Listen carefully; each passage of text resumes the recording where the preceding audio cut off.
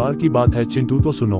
यहाँ दिखाई गई द 3 लिटिल पिग्स की कहानी को विभिन्न स्रोतों और बचपन की स्मृति से रूपांतरित किया गया है। प्राथमिक स्रोत इंग्लिश फेरी टेल्स हैं, जिन्हें फ्लोरा एनी स्टील 1922 द्वारा 1904 के संस्करण से लेस्ली ब्रुक द्वारा चित्रण के साथ फिर से बताया गया है। ये कहानी हमारी पसंदीदा परियों की कहानियों और बच्चों की कहानियों में शामिल है। मास्टर जी, मुझे कहानी बहुत इंटरेस्टिंग लग रहा है। उसके बाद क्या हुआ? मास्टर जी, आगे की कहानी बताए, मुझे और जाना है। आगे की कहानी शुरू कीजिए। तो सुनो आगे क्या हुआ। एक बार एक बूढ़ी माँ सूअर थी जिसके पास 3 छोटे सूअर थे और उन्हें खिलाने के लिए पर्याप्त भोजन नहीं था। इसलिए जब वे काफी बूढ़े हो गए तो उसने उन्हें अपनी किस्मत तलाशने के लिए दुनिया में भेज दिया। किस्मत तरसने को वो क्या होता है भला? मुझे और आगे की स्टोरी बताए। तो फिर ये हुआ। पहला छोटा सूअर बहुत आलसी था। वह बिल्कुल भी काम नहीं करना चाहता था और उसने अपना घर पुआल से बनाया। दूसरे छोटे सूअर ने थोड़ी मेहनत की, लेकिन वह थोड़ा आलसी भी था और उसने अपना घर लकड़ी से बनाया। फिर उन्होंने गाया और नृत्य किया और शेष दिन एक साथ खेला। तीसरे छोटे सूअर ने दिन भर कड़ी मेहनत की और ईंटों से अपना घर बनाया। यह एक बढ़िया चिमनी और चिमनी के साथ एक मजबूत घर था।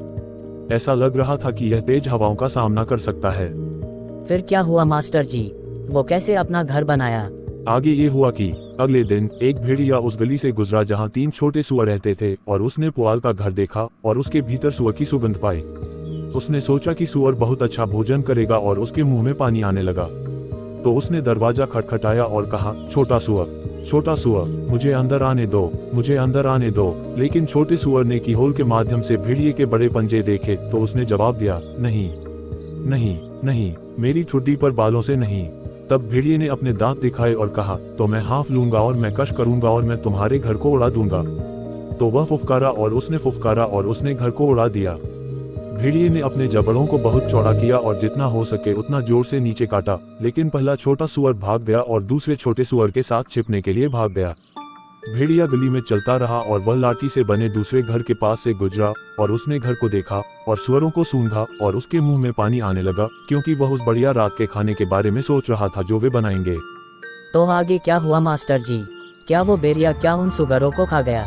रुको आगे सुनो। तो उसने दरवाजा खटखटाया और कहा, छोटे सूअर, मुझे अंदर आने दो, मुझे अंदर आने दो।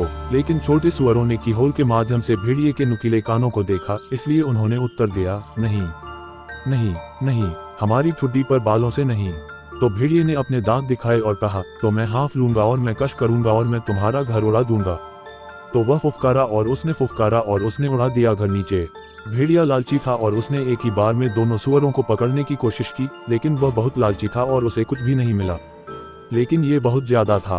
भेड़िया गुस्से से नाचने लगा और उसने कसम खाई कि वह चिमनी के नीचे आएगा और अपने खाने के लिए छोटे सूअर को खाएगा। लेकिन जब वह छत पर चढ़ रहा था तो छोटे सूअर ने धधकती आग बना दी और पानी से भरे एक बड़े बर्तन को उबलने के लिए रख दिया। फिर जैसे ही भेड़िया चिमनी के नीचे आ रहा था, छोटे गुल्लक ने ढक्कन को खींच लिया और फुदकने लगा। मैं भेड़िया खौलते पानी में गिर गया। तो छोटे गुल्लक ने फिर से ढक्कन लगा दिया, भेड़िए को उबाला और 3 छोटे सूअरों ने उसे रात के खाने के लिए खा लिया। फिर क्या हुआ उस भेड़िया का मास्टर जी? क्या वो मर गया? हाँ, वो मर गया। वो भेड़िया की मौत हो गए और तीनों सवारों की जीत हुए। अब मैं जा रहा हुआ। Good night Chintu.